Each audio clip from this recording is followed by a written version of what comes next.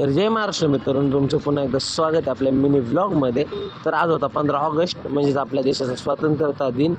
तर त्या निमित्ताने मी माझ्या शाळेत गेलो. मी 1ली ते 10वी ह्याच शाळेत शिकलो आणि 11वी 12वी ह्याच शाळेच्या कॉलेजमध्ये शिकलेलो आहे. तेव्हा वाटायचं एवढ्या सकाळ सकाळी उठून शाळेत जाऊन काय फायदा, पण आता आम्ही त्या शाळेत शिकत नसलो तरी आम्ही आवर्जून त्या शाळेत जातो. आता ह्यो बाबा बघा दुकानावर आल्यावर काय म्हणतोय एकदा चेक करा. मला नाही लाज वाटत, काय करायचं करतो. पोरांचा काय विषय काय कळत नाही. व्हिडिओ घ्यायचं म्हणलं की सगळेच तोंड लपवतात. तिथून बघा मयूर दादा आणि सचिन दादा आपली काय गणपतीच्या स्टॉलमध्ये करत होते त्यांनाच.